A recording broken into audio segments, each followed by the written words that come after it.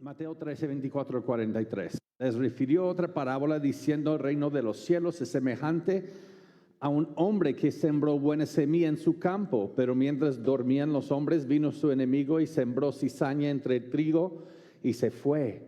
Y cuando salió la hierba y dio fruto, entonces apareció también la cizaña. Vinieron entonces los siervos del padre de la familia y le dijeron: Señor, ¿no sembraste buena semilla en tu campo? ¿De dónde pues tienes cizaña? Él les dijo: un enemigo ha hecho esto. Y los siervos le dijeron: ¿quieres pues que vayamos y la arranquemos? Y él les dijo: no sea que al arrancar la cizaña arranquéis también con ella el trigo. Dejad crecer juntamente lo uno y lo otro hasta la siega. Y al tiempo de la siega yo diré a los seguidores: recoged primero la cizaña y atadla en manojos para quemarla, pero recoged el trigo en mi granero. Otra parábola les refirió diciendo: el reino de los cielos es semejante al grano de mostaza que un hombre tomó y sembró en su campo, el cual a la verdad es la más pequeña de todas las semillas, pero cuando ha crecido es la mayor de las hortalizas y se hace árbol de tal manera que vienen las aves del cielo y hacen nidos en sus ramas. Otra parábola les dijo: el reino de los cielos es semejante a la levadura que tomó una mujer y escondió en 3 medidas de harina hasta que todo fue leudado. Todo esto habló Jesús por parábolas a la gente, y sin parábolas no les hablaba, para que se cumpliese lo dicho por el profeta cuando dijo: abriré en parábolas mi boca, declararé cosas escondidas desde la fundación del mundo. Entonces, despedida la gente, fíjense en eso, despedida la gente, entró Jesús en la casa y acercándose a él sus discípulos le dijeron: explícanos la parábola de la cizaña del campo.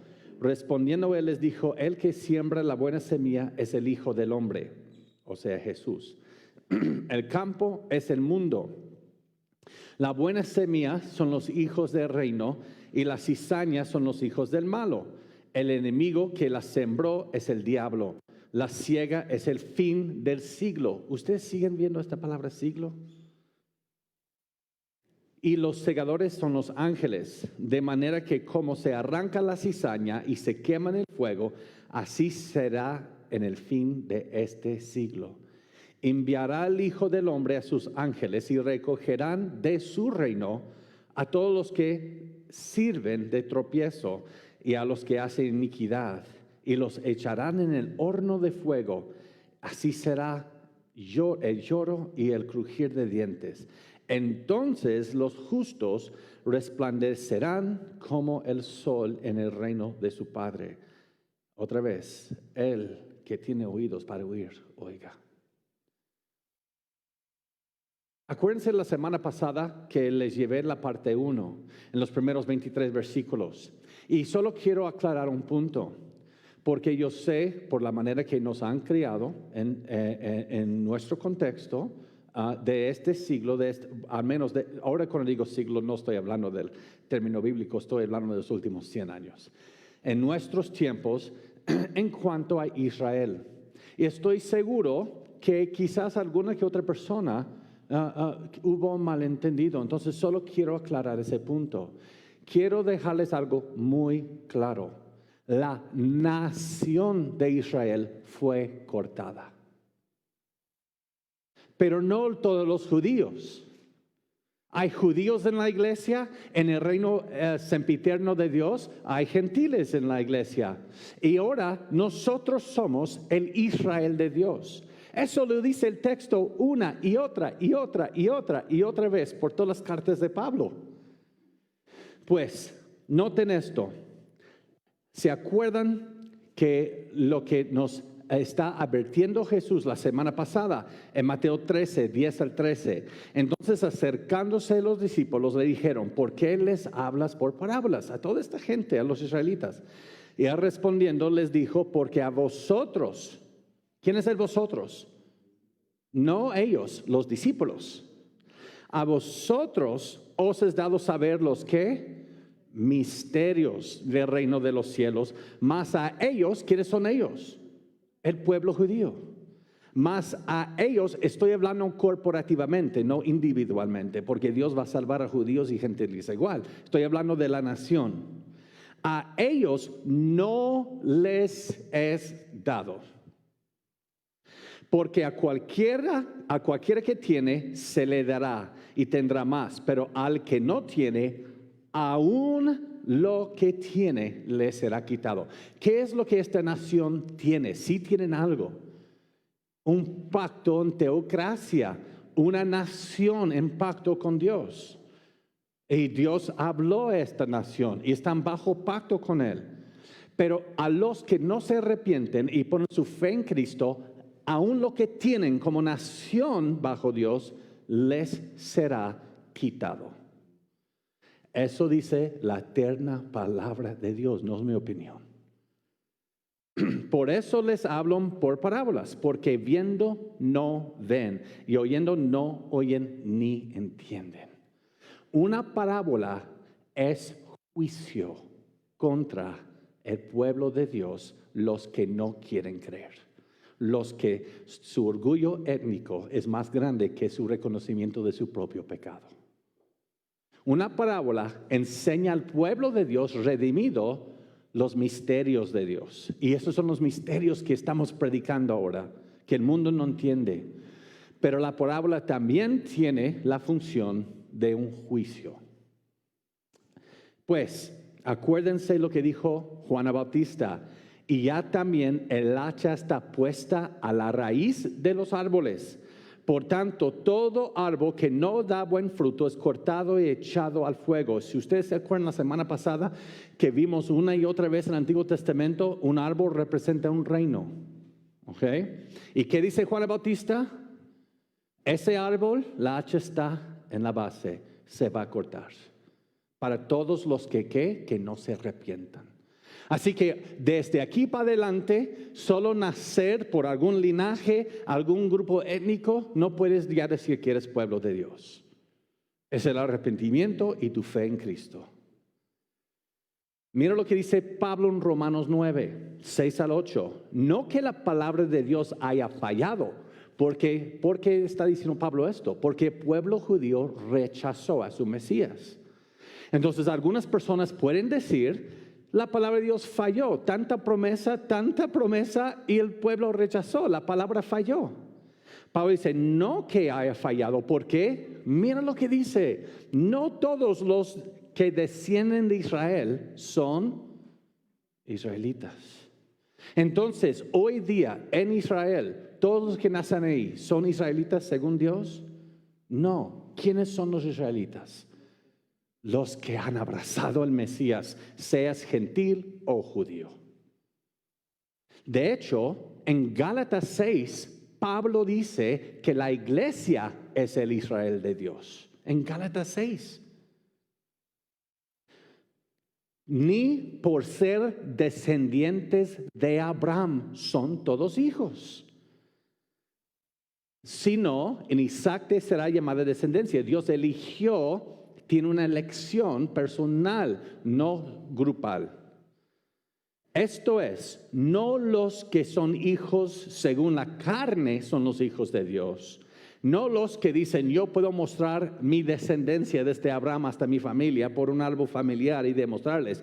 Ellos no son los hijos de Dios, sino que los que son hijos según la promesa son contados. ¿Cuál fue la promesa dada a Abraham?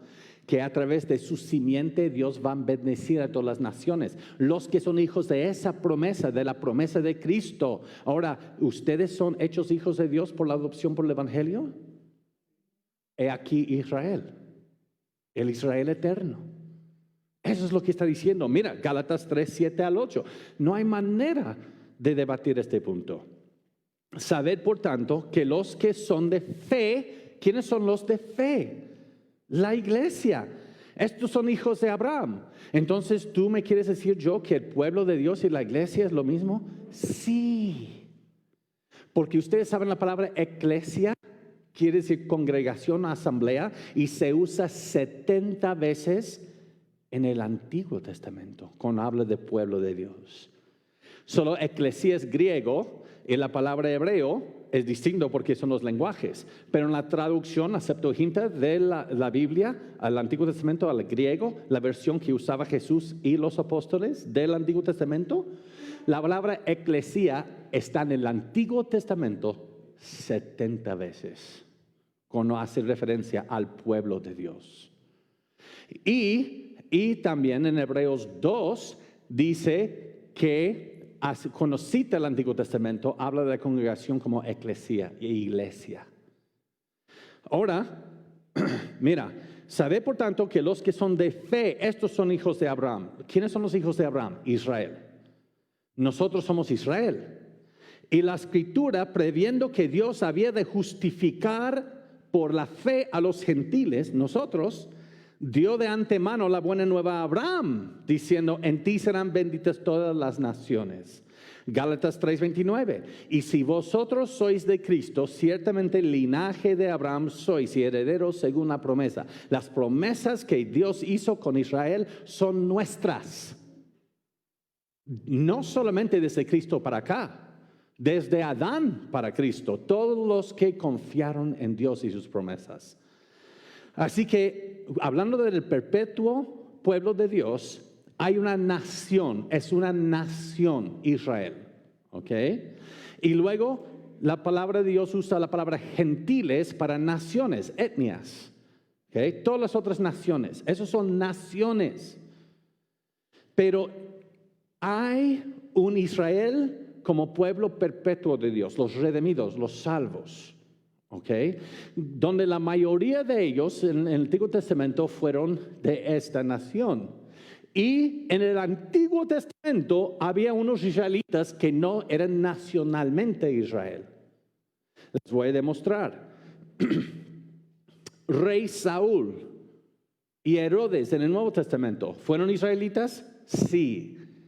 Rey Saúl en el Antiguo Testamento, Herodes en el Nuevo Testamento, que quería matar a Jesús, fueron nacionalmente israelitas, pero ¿formaron parte del Israel eterno de Dios? No, no fueron salvos, están en el infierno. También, de entre gentiles, en el Antiguo Testamento tenemos Goliat. Y en el Nuevo Testamento, o durante ese tiempo al menos, César, ¿no? Y esos son personas que no son de la nación de Israel y a la vez no son parte del Israel eterno. No son creyentes, están perdidos. Pero entre la nación de Israel hubo israelitas también del perpetuo pueblo con quienes vamos a estar en gloria por toda la eternidad en nuevos cielos y nueva tierra. Ellos sí fueron salvos, pero no porque nacieron bajo esta nación, sino por su fe. Eso es todo el punto de Romanos 3 y 4, que Pablo usa a Abraham y David como ejemplos de personas que enseñaron y fueron justificados por la fe, no porque nacieron en la nación de Israel. La mayoría de toda la nación de Israel no conoció a Dios. Es una nación nomás. Y en el Antiguo Testamento hubo gentiles que sí fueron israelitas en cuanto al pueblo eterno de Dios. Rahab, una prostituta, fue salva por la fe, no fue israelita, pero sí es parte de Israel eterno, fue salva. También Ruth, pariente de David, no fue israelita, pero sí es considerado israelita según Dios, su eterno pueblo, sí. Y en el Nuevo Testamento, Lucas fue un doctor, un médico gentil, pero él es parte del pueblo eterno de Dios, sí. Así que este es el pueblo. Entonces lo que está diciendo Jesús aquí es que todos ellos fuera de esta línea para acá serán cortados. Dios ya no tiene pacto con ellos. Y Dios se va a enfocar aquí, por toda la eternidad. Del Antiguo Testamento y Nuevo Testamento hasta el día de hoy, los salvos.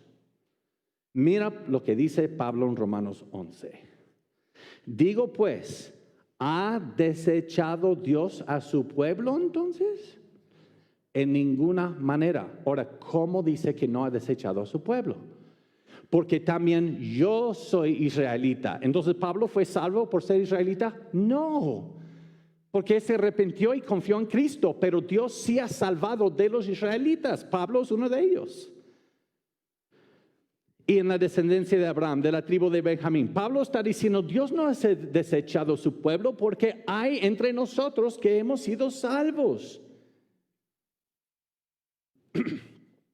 Y luego Dios cortó con una hacha, eso dice la palabra de Dios, al lado nacional, pero se queda la simiente santa, la raíz, quien puede ser Cristo, puede ser los salvos de los israelitas, y de allí ahora un perpetuo Israel de Dios, de judíos y gentiles igual, juntos, en el pueblo eterno de Dios. Mira lo que Pablo sigue diciendo en Romanos 11. Así también, aún en este tiempo, ¿ha quedado una nación? No, un remanente. ¿Escogido por su nacionalidad? No, por la gracia. Y si es por gracia, ya no es por obras. De otra manera, la gracia ya no es gracia. Y si por obras, ya no es gracia. De otra manera, la obra ya no es obra. Que pues lo que buscaba Israel, ahora está hablando de la nación, lo que buscaba Israel no lo ha alcanzado. Y es ser, ¿qué es lo que anhelaba la nación de Israel? Ganar su salvación por obras, por el pacto, por el primer pacto. Y no hay salvación en el primer pacto. El primer pacto solo apunta a Cristo, quien da salvación. Pero los escogidos sí lo han alcanzado y los demás fueron endurecidos. Y mira lo que Jesús va a decir en Mateo 21, de aquí a cuántos meses cuando llegamos. Por tanto os digo que el reino de Dios será quitado de vosotros y será dado a gente que produzca los frutos de él. ¿Puede la Biblia ser más clara? ¿Puede la Biblia ser más clara? Hay grupos que llegaron a Latinoamérica, especialmente Centroamérica, y dicen a la gente, tú tienes que buscar en tu árbol familiar si eres parte judío y cambiar tu nombre. Ya no lo llamas Jesús, llámalo Yeshua. Y ahora pon banderas de Israel en tu iglesia y canta estilo himnos de Israel y tú tienes que buscar tu nombre israelita. Pablo dice, anatema hacer eso. El pueblo eterno de Dios es la iglesia, desde Adán hasta la segunda venida de Cristo, elegidos. Mira lo que dice Pedro ahora a la iglesia. Ustedes, gentiles y judíos, salvos, mas vosotros sois linaje escogido, real sacerdocio, nación santa. Entonces, ¿cuál es la nación santa de Dios? La iglesia, no una nación hoy que está lleno de personas ateístas, la mayoría, y los judíos ortodoxos que ves, que siguen rechazando a su Mesías. Sí, pero ¿hay salvos? ¿Hay del pueblo de Dios en Israel hoy? Sí, pero ¿qué dice Pablo? Por gracia, no porque nacieron ahí. Ustedes son nación santa, la iglesia, pueblo adquirido por Dios, para que anunciéis las virtudes de aquel que os llamó de las tinieblas a su luz admirable. Vosotros que en otro tiempo no erais pueblo, ustedes gentiles, en otro tiempo ustedes no se llamaban el pueblo de Dios, pero ahora sois pueblo de Dios. Que en otro tiempo no habéis alcanzado misericordia, pero ahora habéis alcanzado misericordia. ¿Puede la Biblia ser más clara? Tienes que ir y buscar si tienes un tatarabuelo que sea judío para que te sientes más como pueblo de Dios. No, es por la gracia, no por la etnia. Pues, y luego vimos que Jesús empezó con la primera parábola la semana pasada, pero no tenía que ver con el reino. La primera parábola fue para ver quién va a poder aceptar las parábolas que siguen. Entonces, la única parábola que vimos la semana pasada era quiénes aquí, quiénes están viendo, quiénes que están aquí presentes van a poder recibir lo que ahora Jesús va a enseñar del reino. O si nuestros sistemas los vamos a abrazar y nos vamos a hacer el ofendido. Mira, les quiero decir, aquí ya vivo en el Bajío de México, estoy empezando apenas a agarrar la onda, cómo funcionan las cosas. Deme tiempo, me va a tardar mucho tiempo entender. Pero somos, ya digo que soy del Bajío, ya vivo en el Bajío. Somos un pueblo un poco sensible, ¿no? Fácil de ofendernos. Ok, mis hermanos, la peor cosa que te puede suceder no es que seas ofendido. Eso es algo bueno. No hasta que estamos ofendidos, a veces nosotros nos damos cuenta que estamos idolatrando un sistema en vez de conocer a Dios. Está bien ofenderse de vez en cuando. Ofendemos a Dios todos los días con nuestro pecado. Que Dios nos ofende con su palabra. No nos vamos a quebrantar aquí. No nos vamos a desvanecer como una hoja. Dios nos va a hacer más fuertes aún. ¿Ok? Lo que vamos a ver aquí, me voy a quedar en el texto. Y tenemos que hacernos la pregunta. Estuvimos orando por toda una semana que este sea la tierra donde caigan las semillas hoy. ¿Estamos preparados por la gracia del Señor a recibir esto? ¿O todavía estamos haciendo apuntes para defender a la nación de Israel? Ahora, ¿tengo yo algo personal en contra de la nación de Israel? No. Si fuera por mí, quisiera que todos conozcan a Cristo como yo. Pero yo tengo una bandera de Israel aquí y yo voy a ponerla en mi casa. No, porque mi estandarte es Cristo. Y yo soy Israel. Yo soy más israelita que alguien que nació hoy en Jerusalén. Y también lo eres tú si estás en Cristo. Según Dios, no según mi opinión. Pues, hoy entramos, vamos a ver dónde cae la semilla. Acuérdense, Satanás está aquí esperando robarles la semilla si cae sobre un camino duro. ¿Ok? Pues, él empieza enseñando la parábola de trigo y la cizaña. Volvamos al texto. Les refirió otra parábola diciendo: el reino de los cielos es semejante a un hombre que sembró buena semilla en su campo. Pero mientras dormían los hombres, vino su enemigo y sembró cizaña entre el trigo y se fue. Cuando salió la hierba y dio fruto, entonces apareció también la cizaña. Vinieron entonces los siervos del padre de la familia y le dijeron: Señor, ¿no sembraste buena semilla en tu campo? ¿De dónde pues tienes cizaña? Él les dijo: un enemigo ha hecho esto. Y los siervos le dijeron: ¿quieres pues que vayamos y la arranquemos?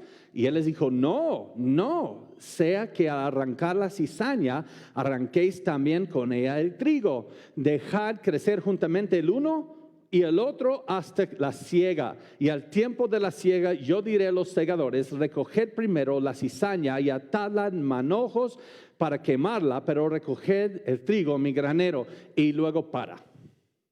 En otras palabras, él está diciendo, otra vez para poner esto ya visual, porque nosotros no vivimos en Palestina hace 2000 años, a veces es difícil contextualizarnos. Ok, en el día, aquí hay un campo listo para sembrar.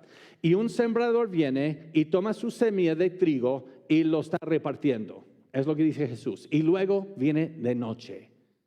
Y en noche un enemigo viene con semillas de cizaña y los empieza a esparcir también donde nadie lo ve.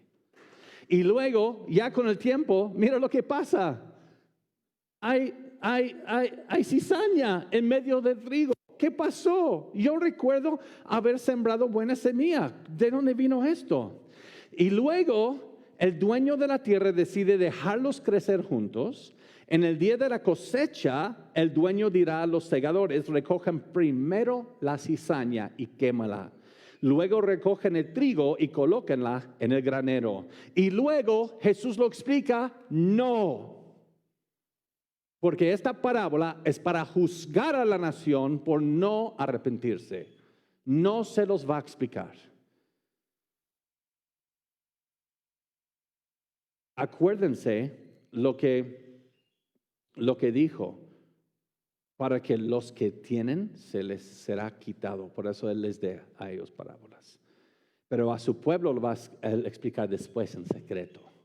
Entonces, Él cambia ahora, sin explicar la parábola, a la semilla de mostaza. Otra parábola les refirió diciendo, el reino de los cielos es semejante al grano de mostaza, que un hombre tomó y sembró en su campo, el cual a la verdad es la más pequeña de todas las semillas, pero cuando ha crecido es la mayor de las hortalizas y se hace árbol, de tal manera que vienen las aves del cielo y hacen nidos en sus ramas. Una semilla de mostaza es alrededor de 1 milímetro de diámetro. Esto es un ejemplo de Brassica nigra, se llama en el latín, esta planta. ¿Ustedes pueden ver el tamaño de esta semilla? ¿Es muy grande? No. Pero ahora, noten, aquí hemos visto hoy a un nivel microscópico semillas más pequeñas que la semilla de mostaza. Por ejemplo, orquídeas joya, sus semillas son al 0.05 milímetros, mucho más pequeño. Entonces, ¿qué pasa? Y muchos hoy atacan la Biblia por esa razón. Porque Jesús dice cuál es, en la verdad, es la más pequeña de todas las semillas. Ya ves, la Biblia tiene errores. Hay semillas más pequeñas que hemos encontrado hoy. No. Mira el contexto. Mira lo que dice el contexto. Jesús está diciendo que fue la semilla más pequeña que los agricultores palestinos sembraron en sus campos. Y sí es verdad, entre todas las semillas que sembraban los agricultores palestinos, la semilla de mostaza es más pequeña. No quiere decir que en otra parte del mundo hay una semilla más pequeña, pero no, Él está diciendo, es la más pequeña de lo que ustedes siembran. Mire el contexto. Un hombre tomó y sembró en su campo. Y luego habla de la semilla de mostaza, la más pequeña. Entonces el contexto es la semilla más pequeña que usan los campesinos palestinos. ¿Ustedes ven el contexto? Porque muchos atacan la Biblia diciendo que no es la semilla más pequeña. Por ejemplo, respecto a área geográfica, si no consideramos a la Ciudad de México como estado, Tlaxcala es el estado más pequeño. Aun si hay un estado más pequeño en otro país, el contexto de nuestra conversación es México. Eso es un ejemplo. ¿Ok? Entonces, esto es un campo palestino de mucho tiempo, de hace mucho tiempo. Ustedes pueden ver el tamaño. Ese es el campo. Y luego hay una pequeña semilla. ¿Esta semilla es muy significante en comparación a ese enorme campo? Para nada.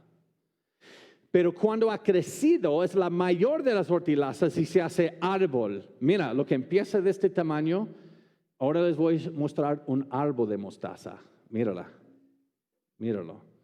Un árbol de mostaza llega a 3.7 metros de altura. Ahora, considere esto. ¿Qué tamaño tenía la semilla? 1 milímetro. ¿Cuántos milímetros están en 3.7 metros? 3.700. Lo que empezó pequeño creció 3.700 veces más grande cuando se hace árbol. Estamos empezando a entender lo que Jesús nos quiere hacer entender. Algo casi microscópico se vuelve en un enorme árbol. Las personas del siglo I que rechazaron el reino de Dios o de los cielos o trataron de interpretarlo en su sistema, al menos tenían algún tipo de justificación relativa por rechazar esto. Como parecía, era completamente insignificante para cualquier uso práctico en su contexto histórico. Ellos esperan que Jesús viene con ejércitos y derrumban a todos. Y Él dice, mi reino es como una semilla de mostaza en comparación a todo un enorme campo palestino. Entonces, imagínense sus dudas.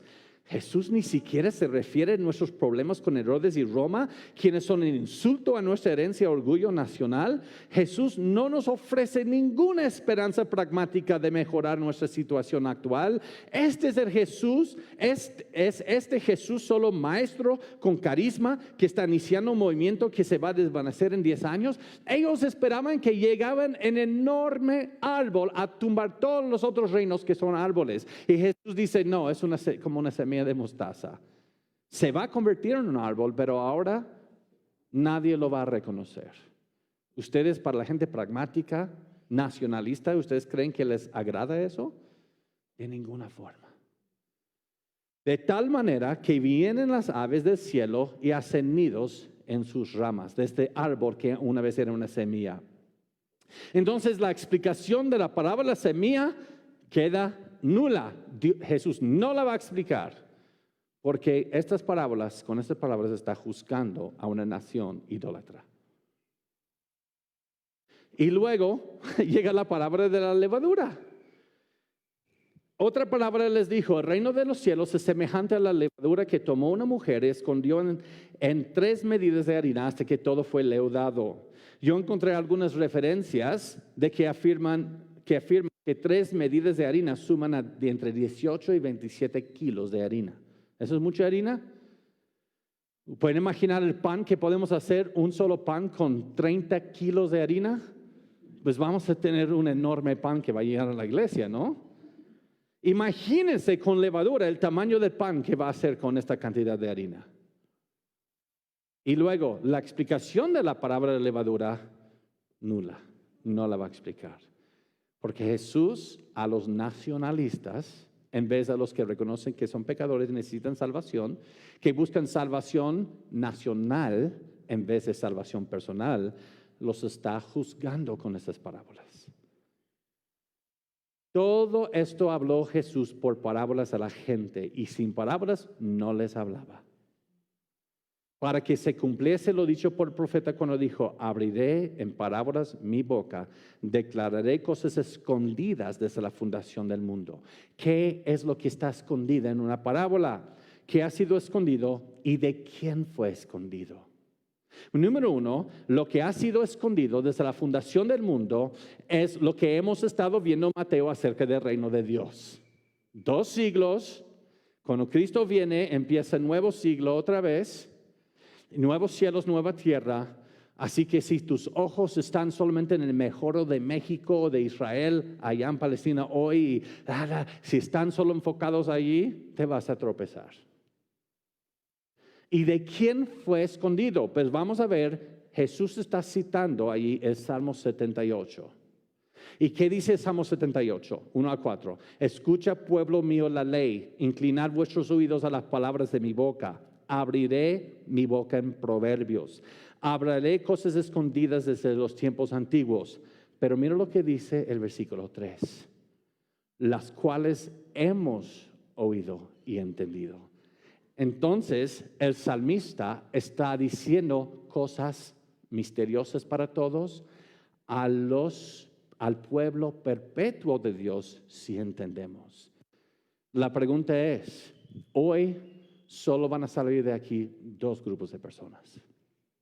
Los que esto fue un misterio y no lo van a entender, y los que sí lo van a entender. En mi oración es que todos salgamos entendiendo. Ahora, ¿de quién fue escondido? De todos menos su perpetuo pueblo de Dios, según el Salmo que Jesús cita. Pues sigamos. Entonces, despedida la gente, entró Jesús en la casa y acercándose a él, sus discípulos le dijeron: explícanos la parábola de la cizaña del campo. Jesús tenía su meta de explicar esta parábola a todos los que estaban escuchando. No. ¿Por qué? Porque son los mismos que él sabe dentro de unos meses van a gritar: crucifícalo, crucifícalo. Esperábamos a alguien que viniera a tumbar los gobiernos y nos pusiera a un Israel brilloso como nación otra vez, así que no lo fue, crucifícalo. Entonces Jesús les está dando esas parábolas que cuando esa gente murió, tuvieron que rendir cuentas a Dios ante su trono por lo que recibieron y serán juzgados. Ahora, la parábola de trigo y cizaña, tenemos que ver lo que significan. La parábola de semilla de mostaza y la parábola de la levadura, y luego terminamos hoy. ¿Ok? Jesús nuevamente no explica esta parábola a las multitudes. Solo la va a explicar a sus discípulos, su Israel, su pueblo eterno, su nación santa.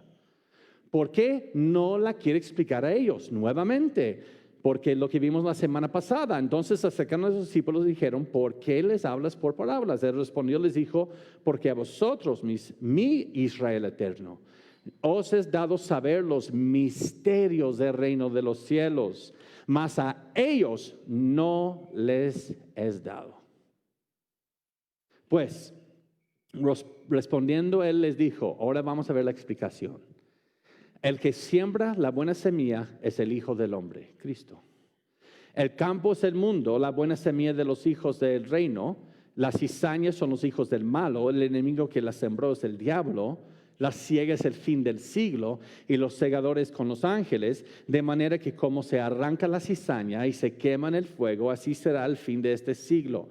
Enviará el Hijo del Hombre a sus ángeles y recogerán de su reino todos los que sirven de tropiezo y a los que hacen iniquidad y los echarán en el horno de fuego, así será el lloro y el crujir de dientes. Entonces los justos resplandecerán como el sol en el reino de su Padre. El que tiene oídos para oír, oiga. En otras palabras, ¿se acuerdan de esto? Ahora Jesús va a decir qué es lo que significa cada parte de esta parábola. Número 1, el sembrador es Cristo. La semilla, el campo, ¿qué es? El mundo. A mí me enseñaron que el campo es la iglesia. Y luego vi que es erróneo. En la iglesia vamos a tener hermanos que son trigos y cizaña. Déjalos allí, porque cuando viene Jesús los va a separar. Jesús no dijo eso. Jesús está interpretando la parábola, no nos deja interpretarlo nosotros. ¿Y qué es el campo? El mundo. ¿Por qué es tan importante ver qué es el mundo? Porque si no lo ves, no vas a creer que Jesús ya está reinando sobre este mundo. Él está dejando la cizaña crecer. Él está dejando a la gente seguir abortando. Está dejando a la gente con el aliento que Él les da como el Rey de Reyes. Él les da el aliento con el cual se burlan de Dios. Y Él dice, déjalos. Y luego, ¿quién es la semilla? No es la palabra de Dios. En esa palabra son los hijos del reino, tú y yo. Fuimos sembrados en este mundo. Somos el trigo. Y luego en la noche viene un enemigo, ¿se acuerdan? Y siembra en la cizaña. ¿Quién es el enemigo? Satanás. ¿Quiénes las semillas? Los hijos del malo, los no creyentes. Luego, la siega es el fin del siglo. Entonces, cuando viene Jesús, ese es el fin del siglo, otra vez. Y los segadores con los ángeles, de manera que como se arranca la cizaña y se quema en el fuego, así será el fin de este siglo. ¿Cómo va a terminar este siglo? ¿Qué es lo primero que va a pasar cuando viene Cristo? Va a juzgar a los malvados. Según la Biblia, eso no será después de un milenio y todo eso, que van a ver eso cuando la iglesia entra en Apocalipsis. ¿Verdad, Richard? Tengo para entonces para convencerte. Es un chiste interno. ¿Cómo termina este siglo? Y dice la Biblia la resurrección de los malos y la resurrección también de los buenos. Y la segunda resurrección de los malos serán juzgados y echados al infierno en ese momento. ¿No lo dice el texto? Lo primero que va a pasar cuando viene Jesús, viene como juez. Por eso se van a aventar las montañas a pedir que caigan sobre ellos. Enviará al Hijo del Hombre, sus ángeles recogerán de su reino a todos los que sirven de tropiezo y a los que hacen iniquidad, y los echarán en el horno de fuego, y así será el lloro y el crujir de dientes. Entonces, después, los justos resplandecerán como el sol en el reino de su Padre. Acuérdense lo que hemos visto. Tenemos el siglo actual, la antigua creación y el presente dominio de Satanás es este siglo, ¿se acuerdan? Y el perpetuo venidero es la nueva creación en el reino de Dios, es el siglo venidero, pero ese siglo ha invadido este siglo en alguna manera en la iglesia. Somos la invasión. Y primero Cristo trajo el reino de Dios, pero en una fase de sembrar a nosotros. Y luego cuando viene, el reino está presente hoy, pero es un tiempo de sembrar en la fase inaugural. Pero cuando Cristo regresa, viene para la cosecha. El mundo es el campo. Y el reino es como la cosecha, es la fase consumada del reino. Y lo que tenemos que entender aquí es que este siglo empieza y este termina en un juicio para el mundo y salvación para los redimidos. Es precisamente lo que está diciendo Jesús aquí. Si solo vemos lo que Él dice, en vez de meter en nuestros sistemas, todo va a ser claro. Y luego Él dice que este campo es el mundo. Y el mundo ahora tiene creciendo, ¿qué? Hijos del malo y hijos del reino juntos. Hechos hijos eternos de Dios, tienen como vecinos y personas en tu trabajo que son hijos del malo, creciendo juntos hoy. Hoy si alguien aquí va al mercado, va para comprar una birria o otra carne o allí lo que sea, unas carnitas, van a ver allá en la cola de gente una mezcla de hijos del malo e hijos del bueno. Ahora, ¿por qué Dios no quiere que arranquemos a los hijos del malo ahora? Entre ellos hay elegidos que se van a salvar. Si la iglesia fuera con la espada, como los musulmanes, a matar a todos los incrédulos, vas a matar a personas que luego van a conocer a Cristo. Él dice, déjalos, Dios los juzgará, ustedes no. Entonces es mi trabajo ahora salir y decir, bola de víboras, vayan al infierno. No, es mi trabajo salir y predicarles el reino de Dios, el evangelio. Y Dios juzgará a la cizaña cuando Él viene. Entonces estamos juntos, los hijos del bien y hijos del mal en este mundo. Y Dios los separará en la cosecha cuando Cristo viene. Y los hijos del malo serán juzgados de inmediato, en ese orden. Y luego los hijos del reino serán glorificados. Eso es lo que está diciendo Jesús. No estoy metiendo ningún sistema aquí. Solo estamos yendo palabra por palabra lo que Él dice en el orden que Él dice. Y luego dice, el que tiene oídos para oír, oiga, ¿ustedes ya tienen oídos para oír esto? ¿Ya tienen oídos espirituales y un corazón dispuesto? ¿O van a decir, esto no concuerda con lo que yo pienso? Luego, notamos en esta parábola, vamos a la parábola de semilla de mostaza ahora. Notamos algo aquí. No está escrito si Jesús explicó las siguientes parábolas a sus discípulos. De estas 3 parábolas, Jesús solo nos va a dar la definición o la explicación de una. ¿Por qué va a dejar 2 sin explicar, ni a sus discípulos? Quizás se los explicó, pero no está en la palabra. ¿Por qué? Puede que sí o puede que no lo dio la explicación. Sin embargo, notemos la ironía que no nos son explicadas. Conclusión, si somos pueblo de Dios, Jesús espera que entendamos esas parábolas sin una explicación explícita en el texto. Así que vamos a ver como pueblo de Dios, si ahora las 2 palabras que siguen, como pueblo de Dios, los misterios del reino de Dios nos sean revelados. ¿Estamos preparados? O acuérdense, las semillas que caen en el camino, Satanás ha esperado este día, está esperando en este momento para quitárselas. ¿Se acuerdan la palabra de Dios?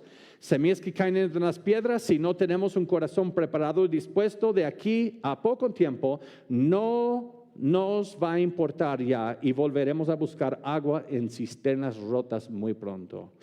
O semillas que caen entre los espinos. Si no entendemos estas parábolas del reino como un llamado para morir a este siglo, para estar en este reino, nuestras ambiciones y los ídolos de nuestros corazones van a ahogar el crecimiento de esta planta en nuestras vidas. Y semillas que caen sobre la tierra fértil, para los que ahora tienen tierra fértil en su corazón, de aquí para adelante la vida jamás será igual para ninguna persona que está aquí, ni mí tampoco. Jesús está por revolucionar todo lo que entendemos de esta vida. Y sales y dices, no, nada de eso, solamente me cayó mal todo. Pregúntate, ¿lo que te ofende ¿Es porque no tenías un corazón dispuesto? Porque solo estoy siguiendo el texto. Y esto es algo de animarnos. Eso es algo de unirnos como iglesia y ser la voz del reino de Dios en medio de pandemia, en medio de...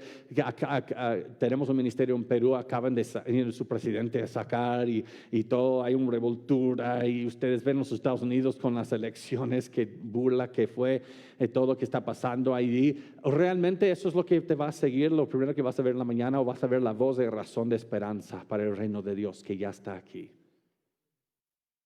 Mateo 13, 31, 32. Otra palabra les refirió diciendo: el reino de Dios es semejante a un grano de mostaza que un hombre tomó y sembró en su campo, el cual es la verdad, es la más pequeña de todas las semillas. Otra vez el contexto de las semillas que ellos siembran en su campo, el cual es cierto. Pero cuando ha crecido es la mayor de las hortalizas y se hace árbol.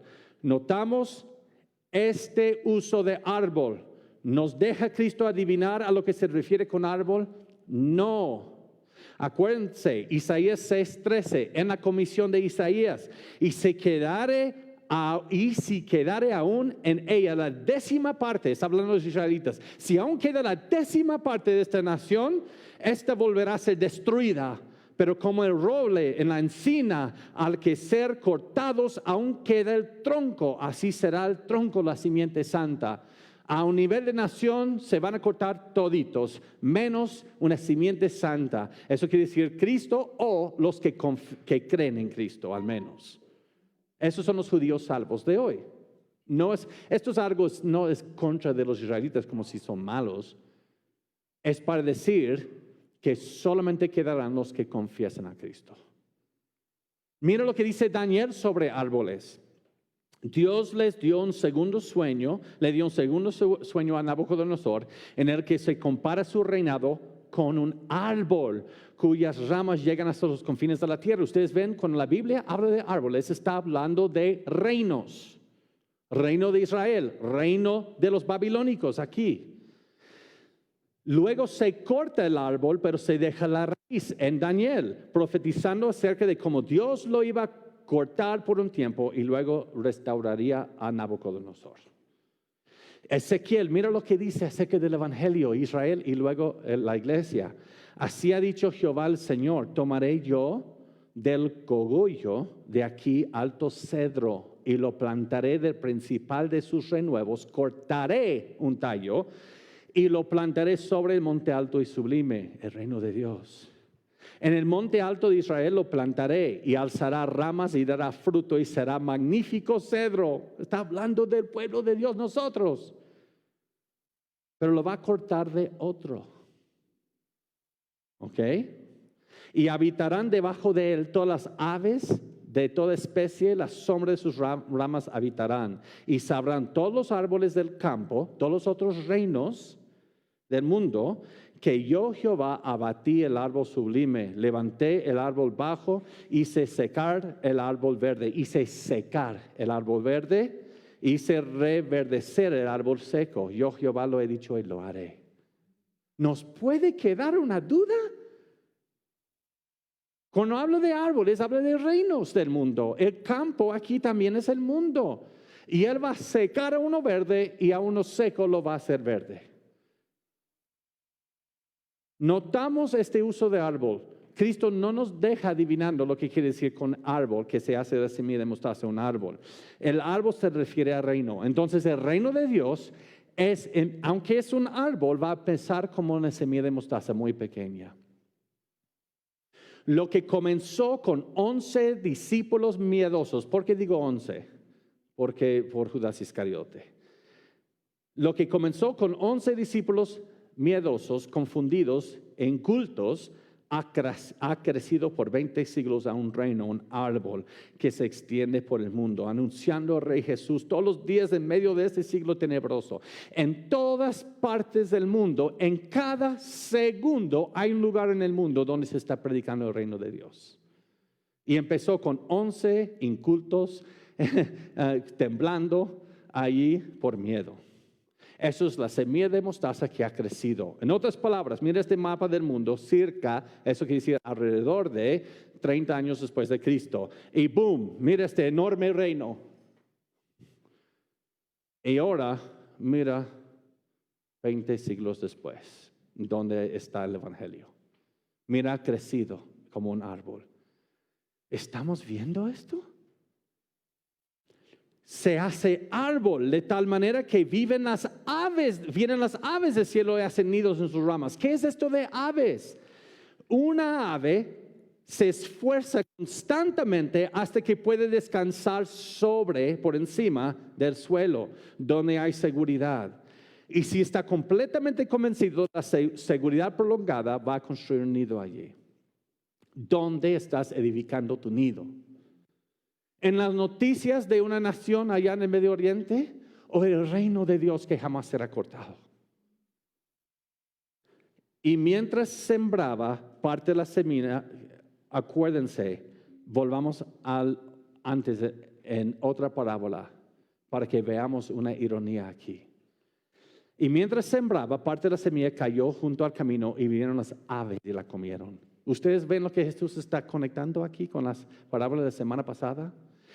Cuando se siembra una semilla, ¿cuál es su peor enemigo? Las aves. Y ahora que la semilla de mostaza fue enterrada, lo que era su enemigo ahora va a encontrar reposo en sus ramas. Lo que comenzó como una semilla aparentemente insignificante, tan pequeña que tuvo que ser enterrado en el suelo para que no se le comiera un pájaro, ahora se ha convertido en un árbol en que nosotros fuimos enemigos de Dios y su reino. Ahora nosotros podemos encontrar tal descanso y seguridad como para construir un nido en el árbol de su reino eterno. Las aves que ahora se pueden hacer nido en el reino de Dios, poner su seguridad allí. Antes fuimos el peor enemigo de la semilla que hizo ese árbol. Y Pablo dice en Romanos 5, cuando eras enemigos de Dios, antes de estar en Cristo. Y vayamos a lo que dice Juan 12, hablando de la semilla enterrada. Jesús les respondió diciendo, ha llegado la hora para que el Hijo de Dios sea glorificado. De cierto os digo, que el grano de trigo no cae si el grano de trigo no cae en la tierra y muere, queda solo. Pero si muere, lleva mucho fruto. Y Jesús es la semilla de Abraham prometida. Han pasado 2000 años desde entonces. Aunque todavía se encuentra en la fase inaugural del reino de Dios, ha ido creciendo a lo largo de los siglos. ¿Cuál es nuestra excusa para no mirar a nuestro glorioso Rey Jesús, su presente reino, su promesa de reino venidero, como nuestra única fuente de esperanza? El Salmo 132:11 dice, en verdad juró Jehová a David, le juró a David, y no se retractará de ello, de tu descendencia pondré sobre su trono. David va a tener un descendiente que Dios ha jurado poner sobre el trono de David. Mira lo que dice el Salmo 110:1. Jehová dijo a mis Adonai, siéntete a mi diestra hasta que ponga a todos tus enemigos por estrado de tus pies. Jehová dijo a quién en este salmo. ¿A David? No, a Cristo. En el salmo, muchos años antes de Cristo, se profetiza que Dios va a poner a Cristo a su diestra y es el trono de David. Ahora, fíjense en esto. Hechos 2, 29-36. Pedro está predicando de Pentecostés. Varones hermanos, se os puede decir libremente del patriarca David, el que escribió ese salmo, que murió y fue sepultado y su sepulcro está con nosotros hasta el día de hoy. En otras palabras, él no está a la diestra de Dios, no está sobre su trono. Pero siendo profeta, sabiendo que con juramento Dios le había jurado que su descendencia, en cuanto a la carne, levantaría a Cristo para que se sentase en su trono. ¿Quién se siente en el trono de David? Cristo. Viéndolo antes, cuando Dios promete eso, ¿a qué se estaba refiriendo? Habló de la resurrección de Cristo. Les quiero hacer una pregunta. ¿Ha sido resucitado Cristo? Sí. Entonces, ¿dónde está ahora? En el trono de David, a la diestra del Padre. Porque muchos dicen, no, Él vendrá y se sentará por un tiempo en el trono de David. No, Él está en el trono de David desde su resurrección. Aquí Pedro lo interpreta por nosotros. La resurrección de Jesús es el cumplimiento de la promesa que Jesús va a sentar en el trono de David. Entonces, ¿es el reino aquí ya de alguna manera? Sí, porque tenemos un rey reinando sobre este reino. Ok, eso parece una clase de seminario, me imagino para muchos, pero ¿por qué nos interesa? Porque a veces los cristianos somos los más miedosos, somos los más débiles. Ay, ¿dónde está Cristo? Porque están abortando. ¿Dónde está Cristo? Porque este presidente llegó a ser mi presidente de México. Oh, Dios, ¿qué está pasando? ¿Tendrá que ver con los últimos tiempos? No, mis hermanos, Cristo está reinando en este momento sobre su reino. Pero ¿cómo puede ver vengo tanta maldad? Sí, ya lo dijo, vas a ver cizaña con trigo, déjalo. Sígueles predicando el evangelio y cuando Cristo viene, ellos serán los primeros en ser juzgados. Que su alma fue dejada en Hades, ni su carne vio corrupción. No, su alma no fue dejada en. Entonces, David está en el trono, Jesús está en el trono de David, reinando ya sobre su reino desde su resurrección. No es algo que estamos esperando en el futuro. A este Jesús resucitó Dios, de lo cual todos nosotros somos testigos. Así que, exaltado por la diestra de Dios, ya fue. Y habiendo recibido del Padre la promesa del Espíritu Santo, ha derramado esto que vosotros veis y oís. Porque David no subió a los cielos. En otras palabras, Pedro está diciendo, ese salmo no tiene que ver con David. Porque David no subió a los cielos. Está hablando de su cuerpo como rey. Sí, en espíritu, sí. Pero él mismo dice, dijo el Señor a mi Señor. David no es un Adonai, es un ser humano. Siéntate en mi diestra hasta que ponga a todos sus enemigos por estrado en tus pies. Sepa pues, entonces, esta profecía dijo, Cristo va a reinar sobre el trono de David hasta que somete a todos sus enemigos bajo sus pies y luego vendrá el fin. En este momento, Cristo está sometiendo a sus enemigos bajo sus pies. Como sentando en el trono de David. Colosenses 2, 8 al 10. Mira que nadie os engañe por medio de las filosofías y huecas sutilezas, según las tradiciones de los hombres, conforme a los rudimentos de este mundo y no según Cristo. Porque en Él, en Cristo, habita corporalmente, en un cuerpo, toda la plenitud de lo que es ser Dios, la deidad. Y a vosotros estáis completos en Él, que es la cabeza de todo principado y potestad. Cristo en este momento quisiera dijera a Satanás, mío, y lo destruye. No es una lucha entre Cristo y Satanás. Cristo está reinando sobre Satanás. Y despojando a los principados, a los potestades, los exhibió públicamente, triunfando sobre ellos en la cruz.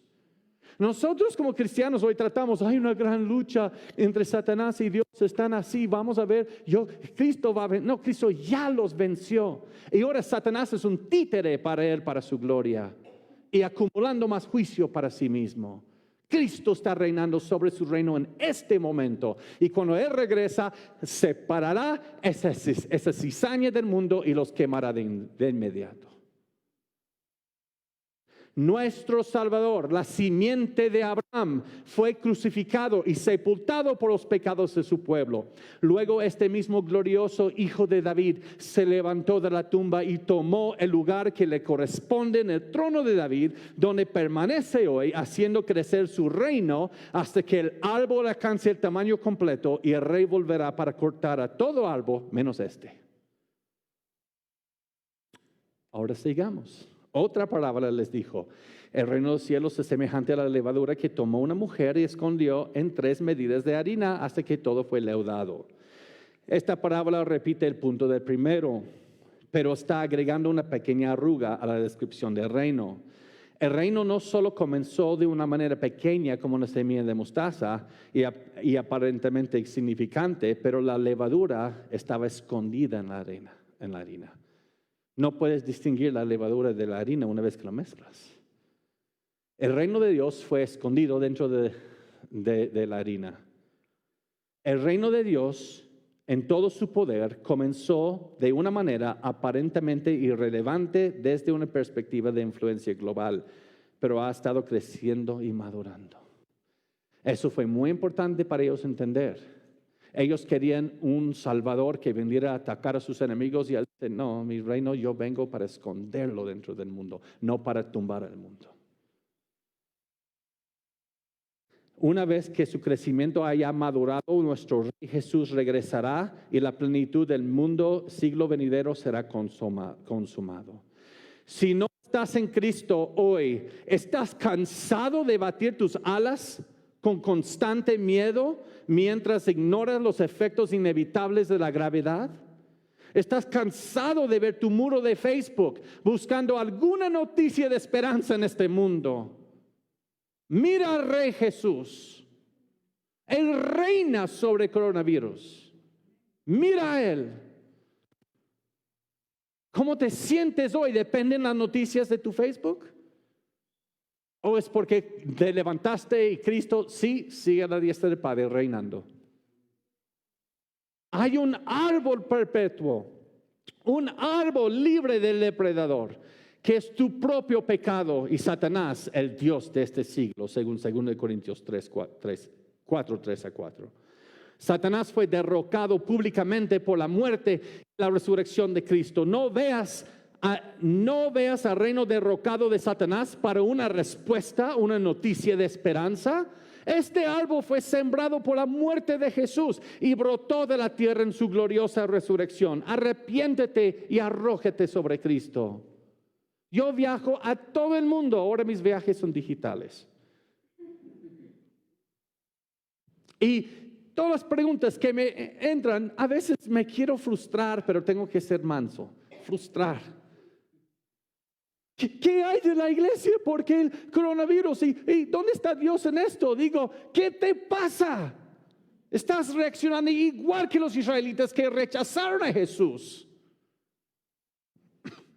Los cristianos debemos ir a la tumba con la COVID si es necesario, cantando himnos hasta que los pulmones ya no pueden. Porque estamos en el reino eterno. Mi esperanza no es en este siglo. En este siglo tu cuerpo va a contratar COVID o cáncer o derrame o lo que sea. Que venga. Porque mi esperanza no está en la permanencia de este siglo. Y este cuerpo aquí pertenece a este siglo. Pero la resurrección, eso es el cuerpo glorificado. Y eso es el siglo que anhelo y deseo. Harina, Cristo, el Rey del reino de Dios, fue escondido dentro de la tierra en una tumba, como la levadura. Pero brotó de los confines de la muerte al tercer día y ahora bajo el Cristo resucitado y coronado está creciendo su reino. ¿Has puesto tus ojos en un mundo desinflado o te has arrojado a los brazos del Rey cuyo reino sigue creciendo aún bajo pandemia, naciones malvadas, enfermedades, sufrimiento y legislaciones anticristos del siglo presente? El mundo no está creciendo solo en población, pero en maldad, pero ¿no los ves gateando buscando algo? Y el reino de Dios es este árbol que tiene 2000 años creciendo. Y ahora tú, como este ave, estabas queriendo comer la semilla del reino de Dios y Cristo. Éramos enemigos de Dios. Ahora podemos no solamente descansar en las ramas del reino de Dios, podemos poner un nido. Podemos tener una certeza eterna. Y luego dice él, el que tiene oídos para oír, oiga. Espero que esta semilla sigue cayendo sobre tierra fértil. Mis hermanos, cuando la iglesia entra en escatología, al final de Mateo, y cuando entra en Apocalipsis, ya podemos discutir eso de lo que va a pasar al final. Vamos a ver lo que dice la Biblia. Pero al menos aquí podemos ver qué es el orden de eventos. Según Jesús, la cosecha es el fin del siglo. ¿Y quién será arrancado primero? ¿La cizaña o el trigo? La cizaña. ¿Y qué le va a pasar de ahí? Será quemada. ¿Y luego qué hará con el trigo? Entonces mis ojos deben estar en noticias, en mi muro de Facebook para ver lo que está pasando con el reino de Dios. Van a poner un tercer templo. En cada meme que sale que es pura mentira. Un rabínico dijo, este rabino no entendió a Jesús de su propia escritura. ¿Cómo voy a buscar a él para que me dé consejo para entender la Biblia? O es en la promesa que un día viene Cristo. Y yo quiero compartir el evangelio con esta cizaña para que eso convierta en trigo. Y luego cuando venga Cristo, nuestro Rey, viene la consumación de ese siglo, el comienzo del nuevo. Cristianos, mis hermanos, el mundo está esperando un mensaje. Está esperando un mensaje. Los que me tienen en Facebook, ¿ustedes ven posts de políticos de pro-Trump o Biden? No. ¿Ustedes ven que siempre estoy hablando mal de AMLO o pro-AMLO? No. Porque eso es el reino de Satanás, es de este siglo. No me importa. Cristo Rey está reinando sobre AMLO y Trump y Biden en este momento. Yo miro a él. Y nada de lo que pasa aquí debe afectar mi moral, mi estado de ánimo hoy. Es el hecho de Cristo está reinando sobre el reino de David diciendo, mío, mío, mío. Y en un día el Padre va a decir, vete. Y ¡pum! Viene y se acaba. Y ustedes dicen, Joe, ¿por qué dices esto como si estás regañando? Nosotros ya creemos esto. Pues es por la gracia del Señor. Pero yo estoy enseñando a muchas personas al año y créanme que menos del 5% entienden esto. Y yo digo, ¿qué pasó con la iglesia? Ayúdanos, Joe, me llama un pastor, a explicar el COVID porque la iglesia se está dejando de asistencia porque dicen cómo puede Dios. Digo, ¿qué les he estado predicando todo este tiempo entonces? Si algo ha ofendido por mi carne en la manera que se dio esta predicar, les quiero pedir disculpas. Pero si algo en el texto los ofendió, qué bueno, oféndete.